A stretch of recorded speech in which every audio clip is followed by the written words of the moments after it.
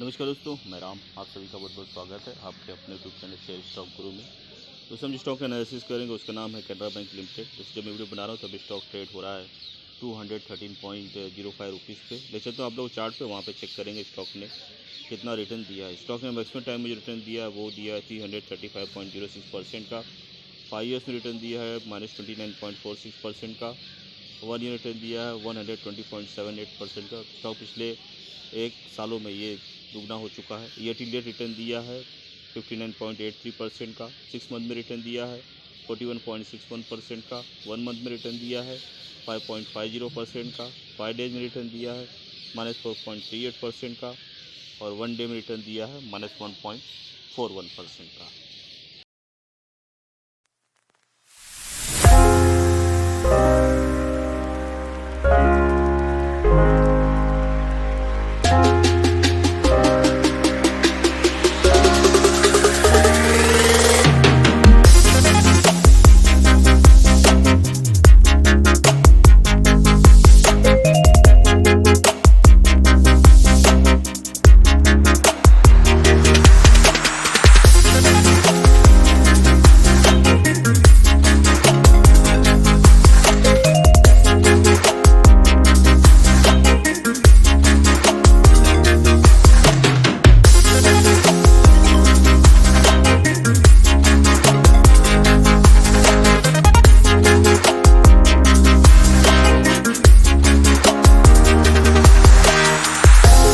Screen website पे यहाँ पे और डिटेल एनालिसिस करेंगे कैनरा बैंक लिमिटेड का। दोस्तों, कंपनी के बारे में जानते हैं। Canara bank was founded in 1906 in Mangalore. Its segments include treasury operations, retail banking operations, wholesale banking operations, and other banking operations. It has completed over a century in the industry and occupies a premier position in the Committee of Indian Banks. ले चलता आप लोग को इसकी website पे।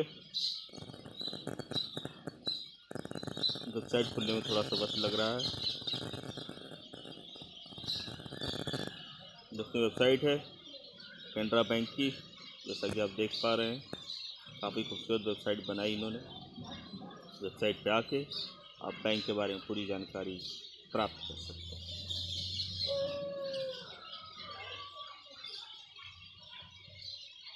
जो market cap है वो है 39,203 करोड़ की है। उसकी जो करंट प्राइस है 216 रुपीज़ की है। 52 वीक जो हाई है 248 रुपीज़ का। 52 वीक जो लो है 92.5 रुपीज़ का है। इसकी स्टॉक की पी है 8.72 की है। इसकी जो बुक वैल्यू है 344 रुपीज़ की। इसकी ये अपनी बुक वैल्यू के काफ़ी नीचे ट्रेड कर रहा है अभी भी। डिविडेंड यील्ड 0% की है। इसकी जो ROC है 5.35% की है। इसकी जो ROE है 5.58% की। इसकी जो फेस वैल्यू है 10 रुपीज़ की है। दोस्तों, ये चार्ट है कैनरा बैंक का। पिछले 1 सालों में स्टॉक ने काफ़ी शानदार रिटर्न दिया है। क्रॉस चेक करते हैं। Stock is trading at 0.36 times it's book value. Stock जब भी ट्रेड हो रहा है 0.63 टाइम्स इसकी बुक वैल्यू पे ट्रेड हो रहा है। कंपनी है delivered good profit growth of 25.46% CAGR over last 5 year. पिछले 5 सालों में इस कंपनी ने बहुत ही अच्छा प्रॉफिट डिलीवर किया हुआ है 25.46% की CAGR से। कौन चेक करते हैं। कंपनी है low interest cover ratio. Company interest cover ratio low है, कम है। प्रमोटर होल्डिंग है डिक्रीज ओवर लास्ट क्वार्टर -6.40%। पिछले क्वार्टर में प्रमोटर्स ने अपनी शेयर होल्डिंग कम की है -6.40% से। Company has a low return on equity of 1.17% for last 3 year. पिछले 3 सालों में कंपनी का जो रिटर्न ऑन इक्विटी है लो रहा है, 1.17% का रहा है। Contingent liabilities of rupees 5,60,675.38 crore. Company के ऊपर कॉन्टिजेंट लायबिलिटीज़ है 5,60,675.38 करोड़ की। Company might be capitalising the interest cost. ऐसा हो सकता है कंपनी ज़्यादा इंटरेस्ट कॉस्ट पे कर रही हो। Earnings included other income of rupees 26,727.42 crore. Company की जो अर्निंग है उसमें अदर इनकम है 26,727.42 करोड़ की। पेयर कंपनी चेक करते हैं, कंपनी जो काम करती है बैंक्स के सेक्टर में काम करती है, कि जो इंडस्ट्री है बैंक्स की है, पब्लिक सेक्टर की है। तो नंबर 1 कंपनी है State Bank of India, then bank of Baroda, उसके बाद Punjab national bank, then Canara bank है 4 नंबर पे, उसके बाद IOB है, देन यूनियन बैंक है, उसके बाद बैंक ऑफ इंडिया है। हम इसका क्वार्टरली जो चेक करते हैं, दिसंबर 2018 में जो इसकी नेट प्रॉफिट थी वो थी 385 करोड़ की, और सितंबर 2021 में जो इसकी नेट प्रॉफिट है 1314 करोड़ की है। तो कंपनी की जो नेट प्रॉफिट है वो बढ़ी हुई है। प्रॉफिट लॉस स्टेटमेंट चेक करते हैं। मार्च 2010 में जो इसकी नेट प्रॉफिट थी वो थी 3000 करोड़ की, और मार्च 2021 में जो इसकी नेट प्रॉफिट है वो है 2891 करोड़ की। यहाँ पे जो कंपनी की जो नेट प्रॉफिट है उसमें कमी आई है। कंपाउंडेड सेल्स ग्रोथ 10 ईयर्स में 12%, 5 ईयर्स में 10%, 3 ईयर्स में 19%।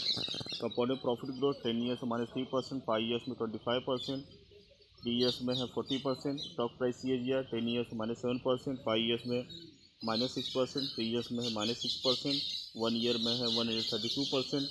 रिटर्न ऑन इक्विटी 10 ईयर्स में 2%, 5 ईयर्स में -1%, 3 ईयर्स में है 1%, और लास्ट ईयर में 6%।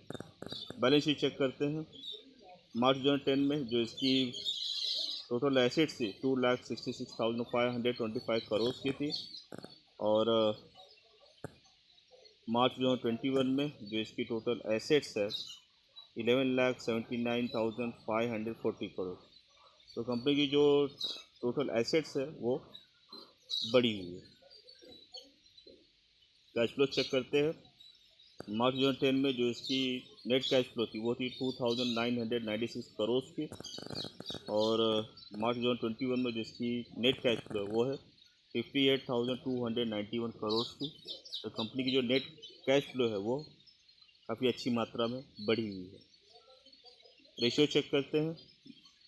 मार्च 2010 में जो इसकी ROE थी वो थी 22% की, और मार्च 2021 में जो इसकी ROE है 6% की है। इसकी जो ROE है उसमें कमी आई। शेयर होल्डिंग पैटर्न चेक करते हैं।